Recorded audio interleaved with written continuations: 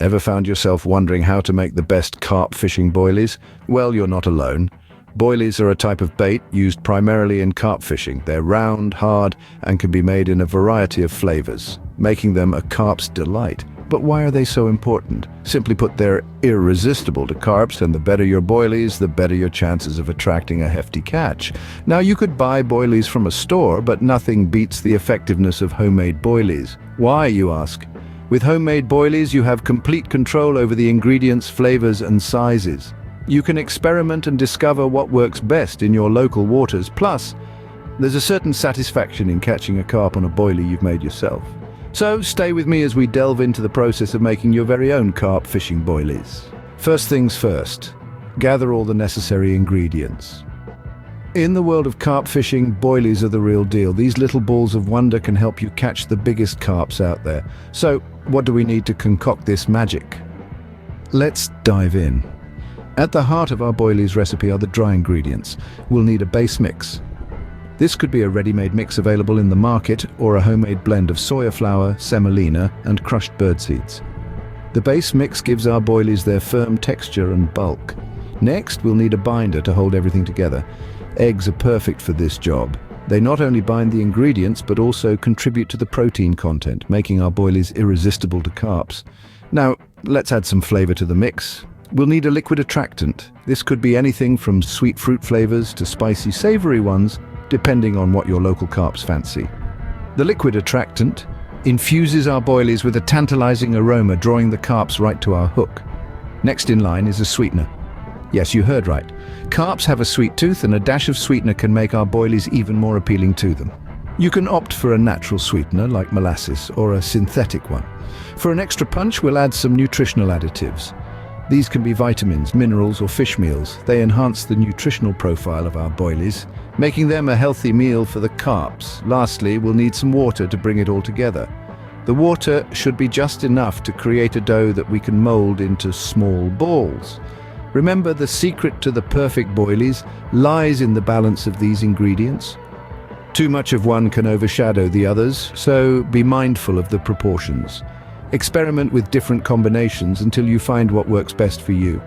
With all these ingredients at hand, we are ready to start the process. Now it's time to get our hands dirty and mix these ingredients together.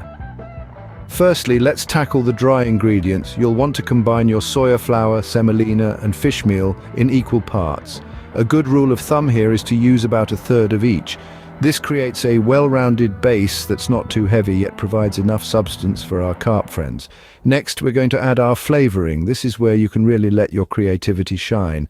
Whether you prefer the classic flavors like squid and octopus, or you're more of an adventurous type who likes to experiment with spicy curry or tangy citrus, the choice is yours. Just remember, carp have a keen sense of smell, so don't be afraid to go bold with your flavor choices. A good starting point is about 20 milliliters of flavoring for every kilogram of your dry mix. Moving on to the wet ingredients, eggs. They act as a binder to hold our boilies together. For every kilogram of your dry mix, you'd want about 5 to 6 eggs. Crack them into a separate bowl, whisk them up, and then slowly pour them into your dry mix. Now the fun begins, mixing. Using your hands, gently fold the ingredients together until they're well combined. You're aiming for a dough-like consistency, not too dry that it crumbles, but not too wet that it sticks to your hands. If it feels too dry, add a bit more egg. If it's too wet, sprinkle in a bit more of your dry ingredients. Patience is key here. You want to ensure all the ingredients are thoroughly mixed together. This might take a few minutes, but trust me, it's worth it. You'll end up with a beautifully textured dough that's ready to be shaped into boilies. Once your mix reaches the right consistency, you're ready for the next step.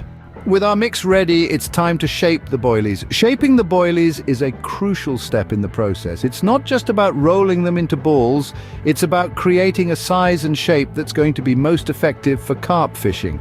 Start by taking a small amount of the mixture in your hand. You're aiming for a size roughly equivalent to a large pea, but don't stress too much about getting it perfect. Carp aren't too fussy about their food's dimensions. They're more interested in the flavor and smell, which we've already taken care of with our quality ingredients. Now, roll the mixture between your palms. Apply just enough pressure to form a compact ball, but not so much that it becomes overly hard. The aim here is to create a bait that's firm enough to stay on the hook, yet soft enough to break down slowly in the water, releasing those enticing aromas over a long period.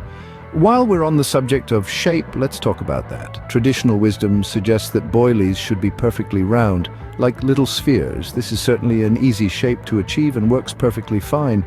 But some anglers swear by slightly irregular shapes, arguing that they can seem more natural to a carp and therefore more enticing. Feel free to experiment with this and see what works best for you. Another thing to consider is the texture of your boilies. Some anglers prefer a smooth texture, while others prefer a rougher surface, believing it releases flavor more effectively. Again, this comes down to personal preference, so don't be afraid to play around with different methods. Remember, the beauty of making your own boilies is that you have the freedom to experiment and create the perfect bait for your specific needs. So don't be afraid to get creative and try new things. Now we have our raw boilies ready, but we aren't quite done yet. The next step is all in the name, boiling the boilies. Now it's time to bring the water to a rolling boil. Make sure you have a large enough pot to accommodate all your boilies without overcrowding. You don't want them to stick together or to the bottom of the pot. They need room to bob around freely, like they're having a little party in there.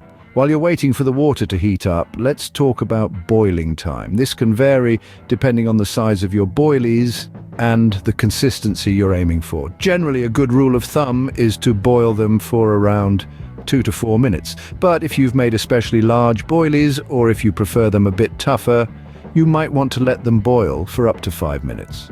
Once the water is boiling, carefully add your boilies. A slotted spoon is a great tool for this job. It allows you to gently lower the boilies into the water and also makes it easy to retrieve them when they're done. Keep a close eye on the pot as the boilies cook. You're looking for a change in their color and surface texture. They'll start to develop a slightly glossy sheen and their color will deepen. That's when you know they're done, but remember, the longer you boil them, the harder they'll become. So if you want softer boilies, you might want to pull them out a bit sooner. When it's time to take the boilies out, use your trusty slotted spoon again. Allow each boilie to drain a bit before placing it onto a flat surface covered with a clean towel or a drying rack. It's important to let the boilies cool down completely before moving on to the next step. They'll continue to firm up as they cool, so resist the temptation to test them while they're still hot. Trust me, patience is key here. Once boiled, your boilies are almost ready for fishing. Now, aren't you excited to get these beauties out on the water? But hold on, we're not quite done yet. There's one last step to cover. Drying, but that's a story for the next scene. Our final step is crucial, drying the boilies. You see, drying is more than just a final touch. It's an essential stage that ensures the longevity and effectiveness of your homemade carp fishing boilies. Let's delve into the process. After boiling your boilies, you'll want to place them on a drying tray, making sure they're spread out evenly. This is to ensure each boilie gets the chance to dry out properly. Now, you might be wondering, how long should I leave them to dry? Well, the answer is simple, until they're hard to the touch. For most boilies, this takes about 24 hours.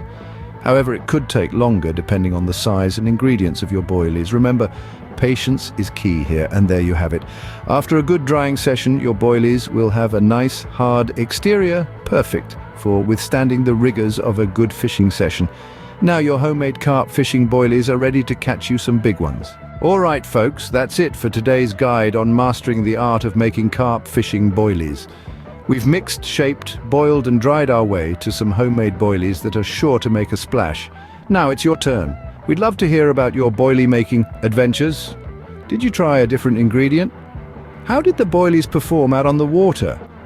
Feel free to share your stories in the comments below. We're all here to learn and grow as anglers after all. And if you enjoyed this video, don't forget to hit that subscribe button. We've got plenty more where this came from. Tips, tricks and guides to help you reel in the big ones. So stay tuned and as always, happy fishing.